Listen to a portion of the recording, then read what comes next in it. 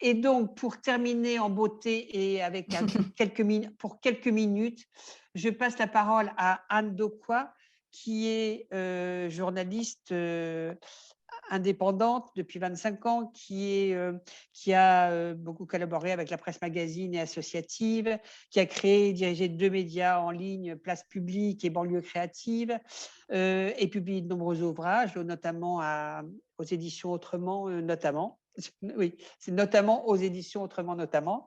Euh, sur les quartiers, l'économie sociale et solidaire, le bénévolat, et qui est auteur aussi de romans policiers, euh, donc première parution aux arènes au printemps 2022. Voilà. Alors, depuis 2017, vous dirigez une entreprise spécialisée dans la création de jeux de société et vous avez notamment le jeu Héroïne, qui est un jeu de 7 familles revisitées composé uniquement de femmes. C'est à vous. Alors, merci beaucoup, merci pour l'invitation. Je précise que le jeu Héroïne a une marraine d'exception en la personne de Michel Perrault, qui nous a inspiré du reste un certain nombre de cartes. Alors, Héroïne, comme le disait Jocelyne, c'est un jeu des 7 familles revisitées, c'est-à-dire vachement plus rigolo, avec composé de 400 femmes environ, qui sont entre guillemets rangées dans des familles, dans 7 familles. Les effacées, les guerrières, les révoltées, les icônes, les puissantes, les féministes et les pionnières. Rapidement, le but du jeu, c'est de deviner ces femmes à partir de soit d'un dessin, soit d'un mime, soit d'une bio. Je ne vais pas rentrer dans le détail. Astrid est en train de vous montrer certains exemples. On gagne le jeu quand on remplit un défi, on réussit un défi, on garde la carte que l'on a gagnée, et quand on a 5 cartes de la même famille, eh ben, on a gagné.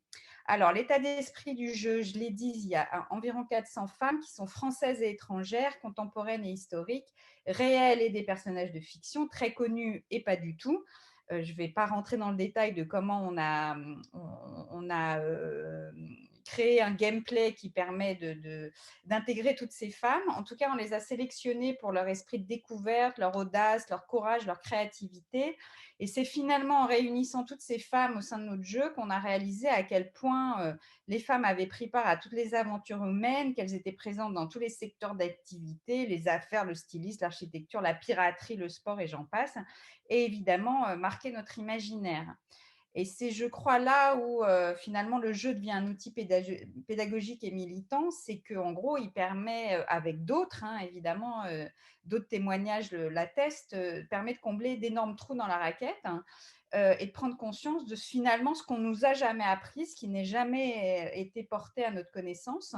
Je pense évidemment à des scientifiques qui ont eu à souffrir de l'effet Mathilda. Hein. L'effet Mathilda, j'imagine que tout le monde connaît ici, mais c'est en gros la spoliation des travaux de femmes par des hommes. Or, ne pas savoir que ces femmes existent, c'est aussi limiter la projection et l'identification des filles. On l'a dit, encore minoritaires dans ce type de filière. Et puis aussi, c'est tout à fait révoltant que ces femmes se soient vues voler leurs travaux, parce que c'est vraiment le cas. Je pense aussi à des vraies héroïnes, hein, au sens où on l'entend, c'est-à-dire des femmes qui ont risqué leur vie pour en sauver d'autres. Je pense notamment à Irena Shelder et Harriet Tubman. Harriet Tubman est bien plus connue aux États-Unis. Joe Biden a relancé l'idée d'en faire l'effigie du billet de 20 dollars, mais moi, je ne la connaissais pas. Donc, ce jeu m'a permis de rencontrer plein de destins différentes, de femmes héroïques, mais aussi on y a mis pas que des femmes gentilles, douces, etc.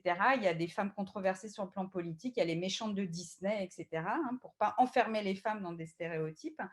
Mais découvrir, on a mis aussi, on a tenu à avoir une famille qui s'appelle les guerrières, parce qu'il y a aussi plein de femmes qui ont pris les armes, et là aussi on est dans bousculer les représentations, qui ont pris les armes à travers les siècles pour défendre leur ville, leur pays, leur liberté, et j'en passe.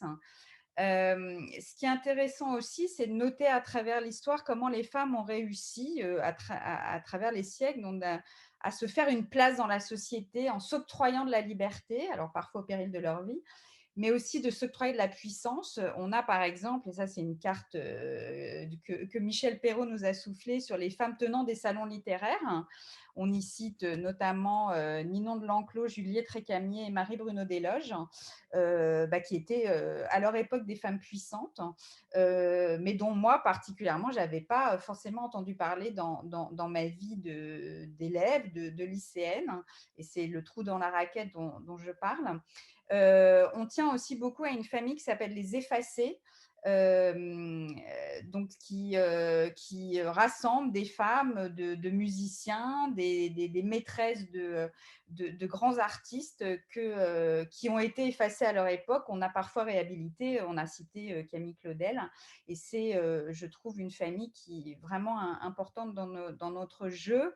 Je finirai par quelques petits points rapidement. La filiation du combat féministe, c'est-à-dire que notre jeu, il rassemble les générations, les icônes d'hier rencontrent les icônes d'aujourd'hui, les cultures et les références se mêlent.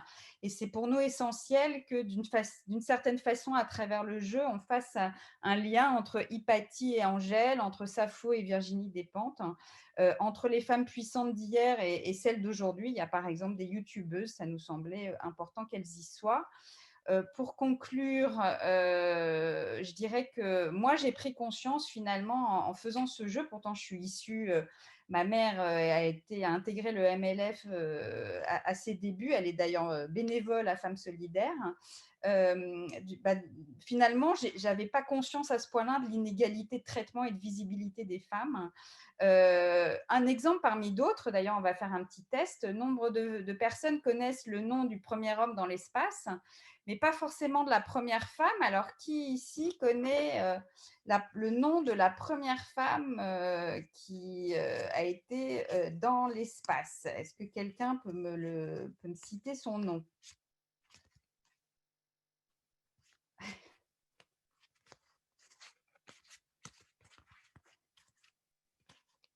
Oui, le prénom est bon.